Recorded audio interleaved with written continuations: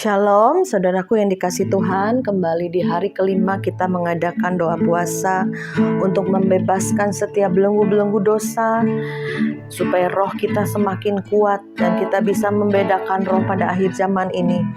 Mari saudara, kita lebih lagi melekatkan hati kita pada hari-hari perendahan diri kami ya Bapa.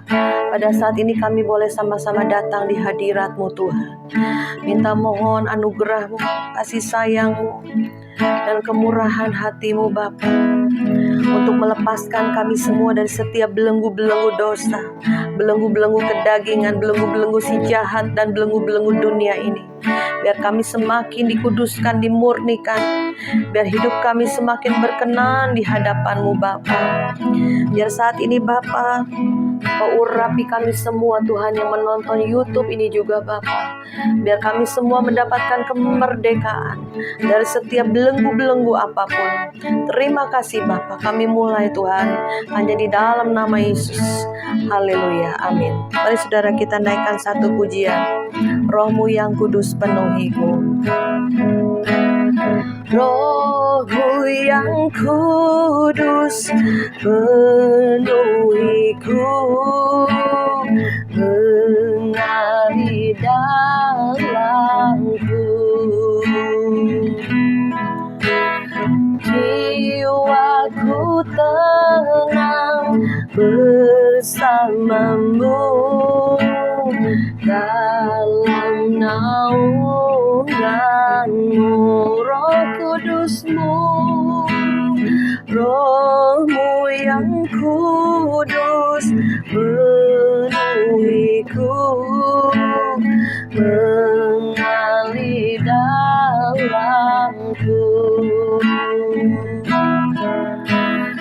Jiwaku tenang bersama-Mu dalam naungan-Mu.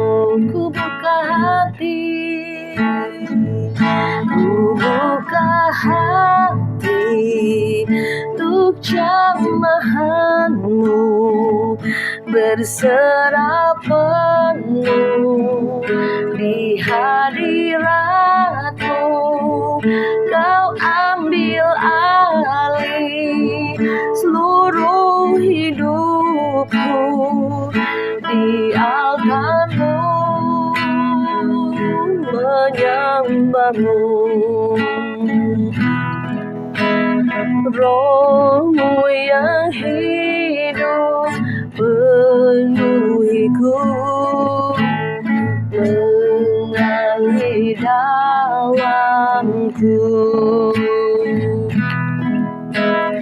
Jiwaku tenang bersama-Mu dalam naungan-Mu.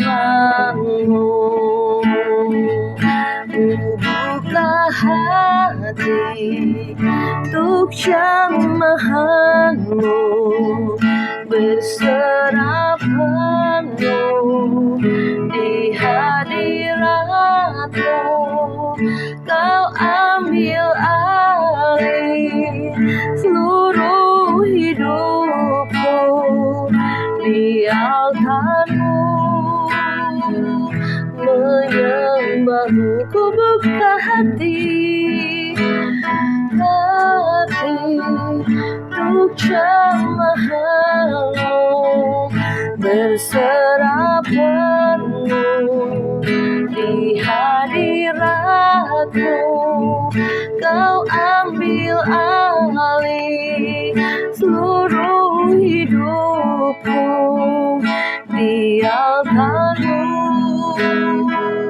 menyembah-Mu. Mari kita sembah Dia. Kuralamaya sendaramaya sekerede, sikaralamaya sandaramaya so. Biar kami buka hati kami di hadapan-Mu Tuhan.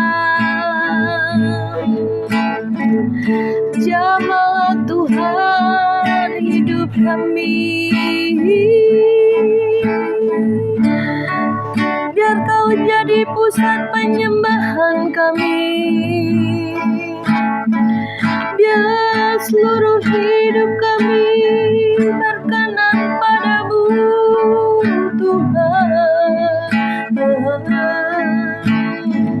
Kau bersihkan hidup kami, Kau bersihkan hati kami lebih lagi, oh Bapa, biar kedalaman-Mu menyentuh hidup kami.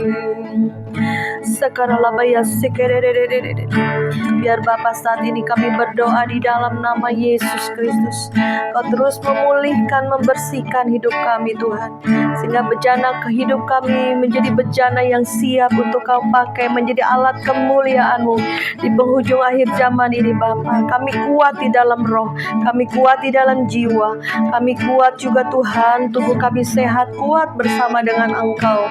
Kami percaya Tuhan, selagi masih ada waktu dan kesempatan, Kau pakai kami Tuhan, Kau pakai hidup kami Tuhan, berkenan di hadapan-Mu. Biarlah nama Tuhan dipermuliakan dalam hidup kami, biar nama-Mu diagungkan dalam hidup kami, dan orang lain melihat bahwa sungguh ada Tuhan dalam hidup kami. Biarlah Tuhan kami semakin rendah dan Engkau semakin ditinggikan dalam kehidupan anak-anak-Mu. Biar semuanya Tuhan dikerat, semua kedagingan kami dikerat, semua kesombongan, keangkuhan kami dikerat Bapa. Roh Kudus bekerja. Terima kasih Bapa. Biarlah Tuhan terus Tuhan berkarya dalam hidup kami sampai garis akhir, dan kami boleh menjadi pemenang di dalam nama Yesus. Haleluya, haleluya, amin.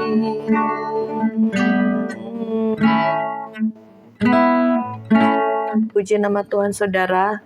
Hari ini kita bahas mengenai roh kesombongan. Tuhan taruh dalam hati dan pikiran saya, Tuhan apa yang harus dibahas ya? Karena kita tahu ada banyak belenggu-belenggu dosa yang masih tersimpan, tersembunyi dalam setiap hati anak-anak Tuhan, bahkan sampai hamba-hamba Tuhan, nabi-nabi, pendeta-pendeta, profet-profet, maupun juga penginjil-penginjil, maupun juga pengajar ya, kelima jawatan juga tidak luput dari semua hal ini. Karena ini sangat penting sekali kita bahas ya, karena kejatuhan awal daripada malaikat Tuhan, penghulu malaikat, yaitu juga salah satunya Lucifer saudara ya. Dia di tahta Allah, dia sebagai worshiper, semua tubuhnya penuh dengan alat-alat musik untuk pengagungan, peninggian kepada Tuhan. Tapi dalam satu hari dia Tuhan menemukan sedikit kesombongan dalam hatinya, dan itulah yang membuat dia kejatuhan, awal kejatuhan daripada Lucifer ya, karena dosa kesombongan. Sebab itu saudara hati-hati pada akhir zaman ini, jangan sampai kita ada roh kesombongan, tinggi hati, angkuh, pembenaran diri itu menjadi tembok yang tinggi ya, dan juga ambisi-ambisi pribadi. Seringkali tipis sekali antara ambisi Tuhan ya, bukan ambisi Tuhan ya, karena pekerjaan Tuhan atau ambisi pribadi ini harus kita bisa bedakan. Biarlah saudara saat ini kita bahas ya, kesombongan itu apa sih yang seringkali manusia sombongkan ya. Saya bahas ada dua ya, kesombongan jasmani. Kesombongan jasmani ini seperti begini saudara ya, mungkin ya, ini dari pengalaman-pengalaman kehidupan kita bisa share, sehingga saudara dan saya bisa mengetahui apa yang harus kita buang, apa yang harus kita kerat, apa yang harus kita cabut ya, belenggu-belenggu ikatan-ikatan ini ya saudara. Ya, satu, kesombongan dalam jasmani. Kesombongan dalam jasmani itu seperti begini, gue masih punya uang, gue nggak khawatir deh ya saudara. Terus dia juga seringkali menganggap rendah orang-orang yang tidak punya uang ya, dan dia merasa kaya ya, kesombongan karena punya harta, punya kekayaan, punya mobil mewah. Apapun juga disombongkan dalam perkara-perkara jasmani.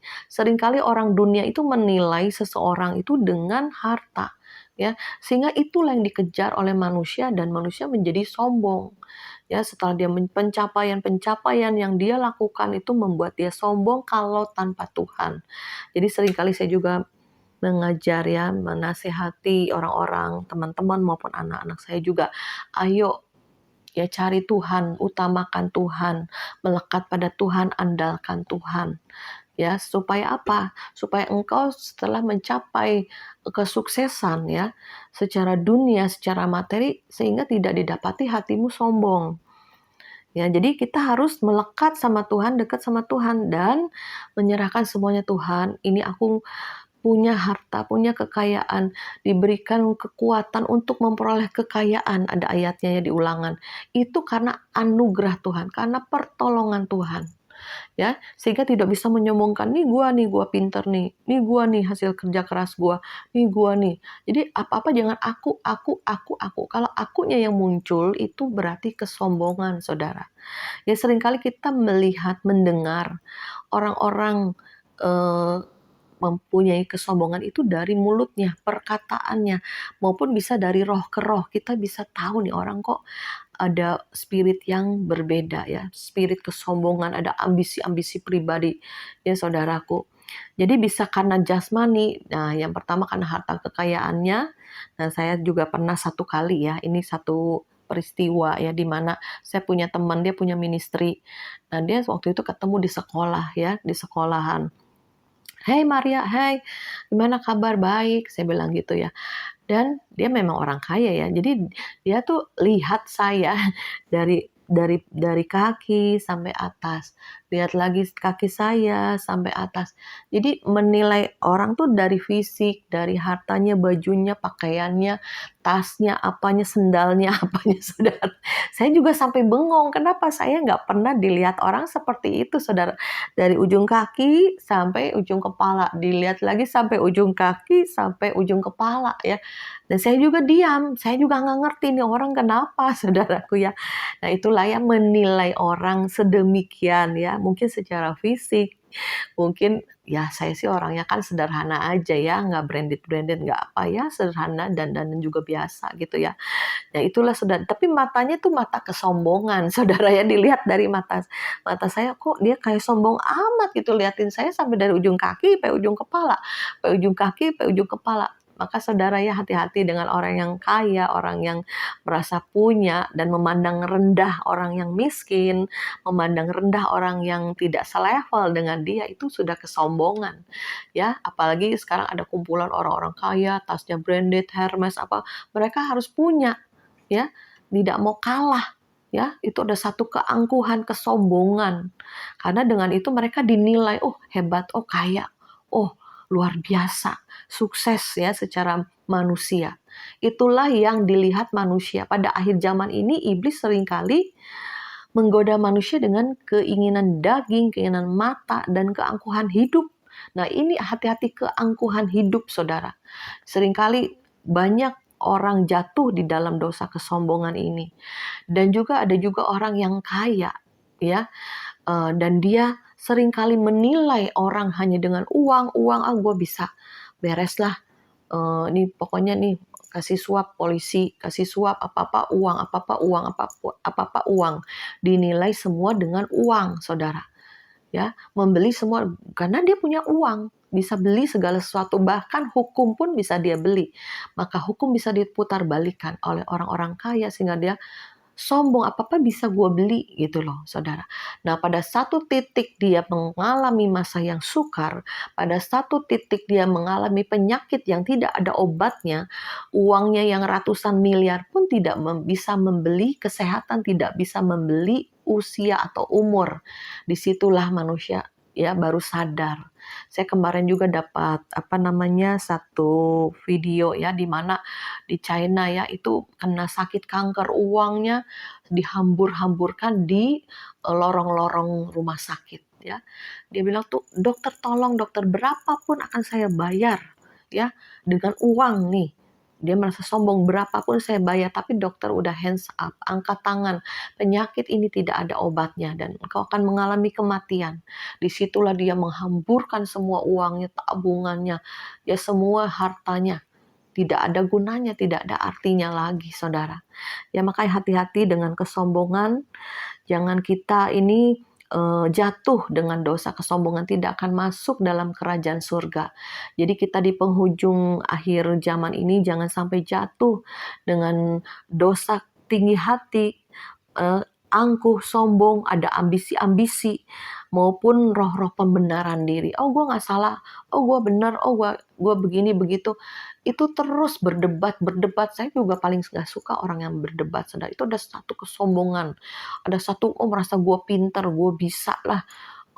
Dengan berdebat dia merasa dia paling benar ya, nggak pernah kalah, nggak pernah salah. Itu juga satu kesombongan ya, satu keangkuhan. Jadi hati-hati saudara, dari ucapan kita bisa Tuhan nilai ya. Apakah ucapan kita sombong, punya ambisi ya, punya tinggi hati, semua bisa dibeli dengan uang ya. Kesombongan juga bisa jasmani secara, tadi kan udah uang ya. Kedua itu misalnya punya paras yang cantik ya saudara, ganteng ya, waduh, merasa orang tuh memuja ya, waduh lu kok ganteng banget, kamu cantik banget. Nah hati udah naik saudara, kenapa? Karena banyak yang memuji, dan dia juga memuji dirinya sendiri saudara. Oh gue ganteng, gue cantik ya, itu bisa menjadi satu kesombongan saudara. Sehingga pada saat dia dibenturkan dengan satu masalah, satu ujian, bisa gagal, bisa hancur kehidupan rohaninya. Kenapa? Dengan dia menyombongkan diri, dia merasa dia cantik, dia merasa dia ganteng. Nah, pada saat dia nggak punya uang, pada saat dia nggak punya pekerjaan, dia sih bisa menjual loh saudara. Menjual apa? Kecantikannya, menjual ketampanannya, akhir zaman. Ya, memilih untuk jadi piaraan orang, menjadi istri kedua, ketiga, keempat, menjadi will ya, menjadi pil, bisa saudara ya, bisa dibeli ya oleh kecantikan dan kecantikan, kegantengan itu bisa dibeli. Nah itu bisa jatuh dalam dosa karena dia merasa oh dia cantik, dia ganteng. Saudara hati-hati, itu ada dosa kesombongan. Baik juga dalam kesombongan apalagi saudara secara jasmani. Oh gue pinter, gue bisa, gue sekolah tinggi S1, S2, S3. Ada kesombongan-kesombongan yang diumbar ya dari perkataannya ya, bisa terlihat nih dia merasa sombong. Gua dulu, saya punya teman, oh gua dulu kerja, gua dulu pakaian gue branded semua, dulu gue gini. Dalam hati saya, ya sekarang lu lagi susah kok ngomongnya dulu dulu. Jadi dengan sombongnya dia menceritakan masa lalunya. Nah ini juga aneh ya saudaraku ya. Jadi kadang bisa menceritakan orang eh, keluarganya yang begini, keluarganya yang begitu ya, dengan sombongnya ya, punya saudara, punya anak, oh menceritakan anaknya, anak gue pintar-pintar gini. Jadi diceritain terus sampai saya dengarnya, aduh capek ya, kok dia kalau ngomong sama dia pasti dia ceritakan anaknya yang pintar, semua yang dokter, semua yang cum laude gitu ya. Itu hati-hati saudara, ada spirit roh kesombongan akan masuk. Karena pada saat kita hati kita, pikiran kita, ucapan kita sombong, maka roh kesombongan masuk, roh keangkuhan masuk, tinggi hati masuk. Ya, jadi semua bukan karena setan juga, tapi dari diri kita ada satu kedagingan, ada satu kesombongan, ada satu tinggi hati ya, angkuh, pembenaran diri, tidak mau kalah, punya ambisi. Gue bisa.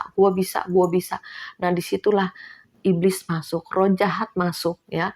Jadi roh kesombongan itu ada, saudara. Kenapa? Karena kita buka celah, karena kita buka pintu, ya saudara. Jadi saya juga pernah mengalami ya, di mana saya juga merasa hebat, merasa mampu.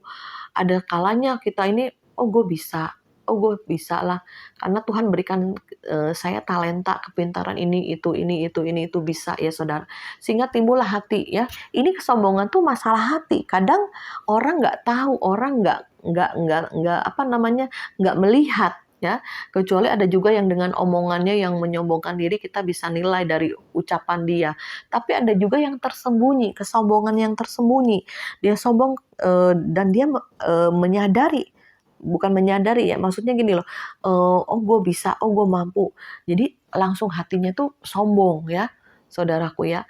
Nah itu hati-hati juga, karena orang lain gak lihat, tapi Tuhan melihat hati kita. Apakah hatimu benar, apa hatimu angkuh, apa hatimu tinggi hati, atau engkau punya ambisi-ambisi kedaginganmu, dan roh kesombongan itu akan masuk saudara. Jadi ada banyak hal yang disombongkan oleh manusia, baik harta, ketampanan, kepintaran, semua bisa disombongkan karena manusia pada dasarnya udah jatuh dalam dosa. Ya, ada tubuh dosa.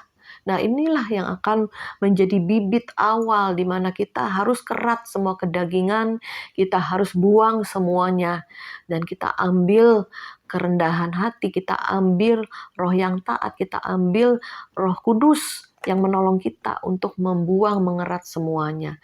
Dan juga hal yang kedua yaitu kesombongan rohani, saudara. Ada banyak hal kesombongan rohani ya, baik hamba-hamba Tuhan, pelayan-pelayan Tuhan, anak-anak Tuhan juga bisa ya merasa dia banyak baca Alkitab, dia banyak ngerti. Jadi kalau misalnya nih pendeta nih ngomong ini, udah dah nggak usah ngomong lah, saya udah tahu firman Tuhan. Itu ngomongnya di hati, saudara ya. Itu satu kesombongan. Dan juga ada hamba Tuhan yang saya dengar ya demikian. Saya punya satu visi ya, bilangnya visi lah dirohanikan. Saya visi akan membangun 1.000 gereja. Waduh, dalam hati saya ini visi Tuhan apa ambisi pribadi itu beda tipis, saudara ya. Jadi gereja-gereja yang besar pun berlomba-lomba ya membuat gereja yang lebih besar lagi, buka lagi gereja-gereja besar. Bukannya nggak boleh, bukannya saya iri hati, cuman saya pikir-pikir lagi, kok ya sayang ya uang sampai ratusan miliar, 650, ada yang punya visi 350 miliar untuk membangun gereja, untuk membangun satu tempat ya, di mana orang berkumpul gitu ya. Nah, itu bisa jadi kesombongan nanti ke pemimpinnya nih, gua nih punya jemaat ribuan, punya kebaktian berapa ya. Itu jadi bisa satu kesombongan kalau tidak hati-hati bisa tergelincir, bisa nggak masuk surga, saudara. Seperti ada kesaksian ada satu hamba Tuhan di Korea ya, mobilnya mewah, gerejanya besar termasuk Big Harvest di Korea. Tetapi pada saat dia sakit, rohnya dibawa. Dia tidak diterima di pintu sorga, saudara. Kenapa? Dia ada kesombongan. Ya, jemaatnya banyak, ribuan, perpuluhannya banyak, persembahannya banyak. Dan akhirnya Tuhan izinkan dia untuk hidup kembali ya, tidak jadi mati ya. Di dalam titik krisis penyakitnya, dan dia hidup kembali dan dia akhirnya memberi sumbangan-sumbangan terbesar untuk penginjilan-penginjilan. Mobil yang mewah pun dia tidak pakai lagi, bahkan dia pakai yang sederhana. Saya lebih suka ya sederhana saja gitu ya. Untuk apa? Ya udah kita untuk pekerjaan Tuhan ya udah untuk pekerjaan Tuhan. Banyak hamba-hamba Tuhan yang susah, banyak hamba-hamba Tuhan yang di garis kemiskinan, kekurangan, tapi dia tetap setia melayani. Ya Tuhan bawa saya juga untuk melihat banyak hamba-hamba Tuhan yang tetap setia di tengah-tengah kesusahan dia ya dalam mencari nafkah, tetap melayani. Itu benar-benar salut, mereka tetap on fire, saudaraku ya. Jadi saya menghimbau saudara untuk tidak sombong rohani. Mungkin saudara juga banyak baca Alkitab nih. Oh, udah mengerti banyak, nasihat banyak. Jadi bisa memberi nasihat tepat kepada orang-orang sekitar. Ya tanpa terasa ada satu kesombongan. Saya pernah loh. Jadi orang nasihatin apa, orang minta nasihat apa, saya nasihatin. Dan dia sangat bersyukur gitu. Maksudnya, oh iya benar Cimaria, oh iya benar begini nasihatnya, oh iya. Tiba-tiba bisa muncul kesombongan di hati. Kenapa? Karena nasihat kita tuh tepat sekali bagi orang ini, tepat sekali bagi orang ini, tepat sekali bagi orang ini. Tiba-tiba di hati ini bisa muncul kesombongan, saudara. Nah itulah saya menyadari hal itu, tapi saya nggak bisa buang karena saya merasa bangga gitu loh, merasa waduh senang aja gitu orang lain bangga terhadap diri kita tuh kita jadi bangga juga saudara gitu ya. Nah itulah Tuhan kikis habis ya. Jadi saudara banyak hal yang Tuhan juga kerjakan di hati saudara dan saya percaya bagaimana caranya supaya kita tidak sombong, supaya kita rendah hati. Nah, ini ada firman Tuhan yang saya dapatkan di dalam firman Tuhan ya. Dan ini juga ada firman Tuhan tentang kesombongan ya di dalam. Nah, saudara di sini ada beberapa ayat di mana tentang kesombongan ya. Kita baca di dalam Yesaya 2 ayat 17. Manusia yang sombong akan ditundukkan dan orang yang angkuh akan direndahkan. Hanya Tuhan sajalah yang maha tinggi pada hari itu. Jadi saudara, semua manusia yang sombong akan ditundukkan, yang angkuh akan direndahkan oleh Tuhan. Ya, jadi kesombongan itu musuhnya langsung Tuhan sendiri. Karena apa? Tuhan benci orang yang sombong. Tuhan benci orang yang tinggi hati. Ya, tiba-tiba diremukkan, tiba-tiba direndahkan oleh Tuhan. Hati-hati dengan dosa kesombongan apapun juga. Ya saudara, kesombongan apapun juga kita harus buang. Dalam 1 Samuel 2 ayat 3, janganlah kamu selalu berkata sombong. Janganlah caci maki keluar dari mulutmu, karena Tuhan itu Allah yang maha tahu, dan oleh Dia perbuatan-perbuatan diuji. Jadi kesombongan itu juga bisa terucap dari mulutnya. Tiba-tiba kita bisa marah-marah, caci maki orang dengan kata-kata kotor, kata-kata kasar. Itu satu kesombongan, ya. Dan juga jangan sampai itu keluar dari mulut kita perkataan-perkataan yang merendahkan orang, ya. Pokoknya inilah merendahkan orang yang lebih rendah dari kita, mungkin lebih miskin, mungkin lebih bodoh, ataupun merendahkan orang-orang yang yang berwajah buruk, tidak cantik, tidak cakep. Kadang manusia itu merendahkan gitu ya, secara fisik ya. Jadi hati-hati jangan sampai kita sombong. Karena suatu hari, nah ini satu kesaksian ya, ada satu teman ya, dia juga bangga secara fisik tuh dia itu hidungnya mancung alami, bukan karena mancung operasi ya, dan dia bangga sekali cantik, hidungnya mancung. Nah tiba-tiba saudara tabrakan. Pada waktu hidungnya patah, teman saya ini baru menyadari bahwa dia selama ini sombong karena kecantikannya, dan suatu hari diizinkan untuk mengalami tabrakan ya, waktu itu belum di dalam Tuhan ya, sehingga kesombongannya hancur ya seketika ya, dan tidak ada lagi yang dia bisa sombongkan. Dan sekarang dia mengenal Kristus, percaya pada Yesus, puji Tuhan, dia bisa mengalami pemulihan demi pemulihan. Puji nama Tuhan saudara, untuk melawan setiap kesombongan, baik kesombongan dalam jasmani dan rohani, yaitu kita baca di dalam firman Tuhan di dalam Matius 11 ayat yang ke-29. Pikulah kuk yang kupasang dan belajarlah kepadaku, karena aku lemah lembut dan rendah hati, dan jiwamu akan mendapat ketenangan. Sebab kuk yang kupasang itu enak dan bebanku pun ringan. Puji nama Tuhan saudara.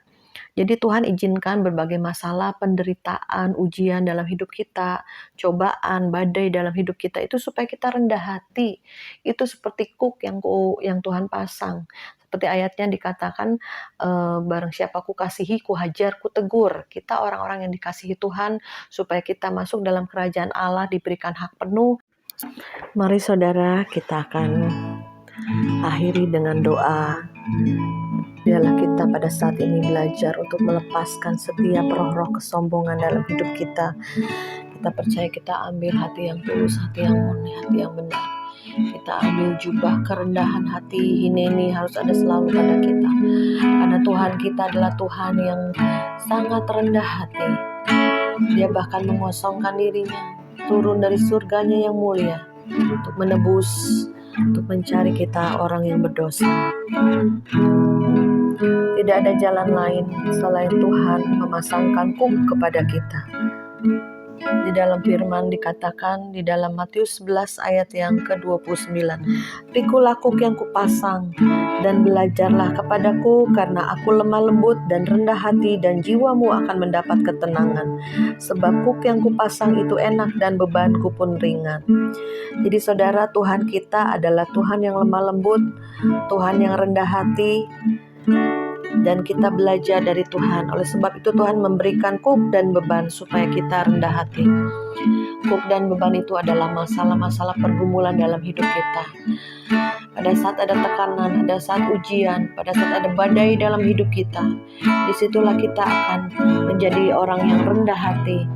Mari saudara, kita akan naikkan satu pujian. Roh-Mu yang kudus penuhiku, mengalir dalamku.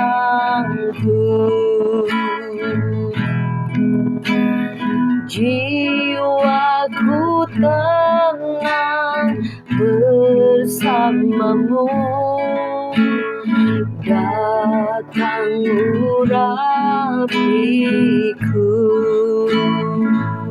Ku buka hati untuk jamahanmu, berserah penuh di hadiratmu. Kau ambil alih seluruh hidupku di altarmu, menyembahmu. Mari kita sembahyang. Sandalamo kalamaya sekelamo,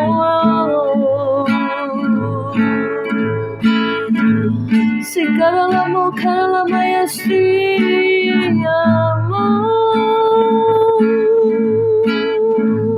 Sandala kurialama kalamaya, yalaba korlabaya shikidididididid. Kami minta urapan-Mu yang baru untuk melepaskan setiap roh-roh kesombongan, setiap roh-roh tinggi hati, keangkuhan, dan pembenaran diri yang merupakan tembok tertinggi dalam hidup kami. Kau hancurkan, Kau remukkan di dalam nama Yesus. Kami buang keluar setiap roh-roh yang bukan dari Tuhan. Kami mau mengerat semua kedagingan kami. Kami mau pikul salib dan kami sangkal diri mengikuti Engkau, Tuhan. Biarlah Kau taruh beban-beban kuk dalam kehidupan kami, sehingga kami boleh belajar, Tuhan, untuk rendah hati sama seperti Engkau. Dan kami mau belajar, Tuhan, untuk lemah lembut dalam hidup ini, Bapa. Terima kasih, Bapa, di dalam nama Yesus. Dalam nama Yesus, dalam nama Yesus. Setiap roh kesombongan kami usir keluar dari diri kami di dalam nama Yesus. Keluar, keluar, keluar dalam nama Yesus. Kau tidak berhak bercokol dalam bait Allah ini. Biarlah terus, Tuhan, kami mau jaga hati kami dengan segala kewaspadaan, sehingga tidak ada muncul sedikit pun lagi kesombongan dalam diri kami. Karena Engkau sudah meremukkan kami, ya Bapa, sehingga kami boleh serupa segambar dengan Engkau. Peremukan-peremukan yang Kau kerjakan di dalam kami sampai kedalaman roh, sehingga kami tidak bisa lagi menyombongkan diri kami, sehingga kami hanya mencari kemuliaan-Mu, sehingga kami boleh merendahkan diri kami, Bapa, dan meninggikan nama-Mu, semua karena-Mu, oleh-Mu, dan untuk-Mu hidup kami. Terima kasih, Bapa, terima kasih, Yesus.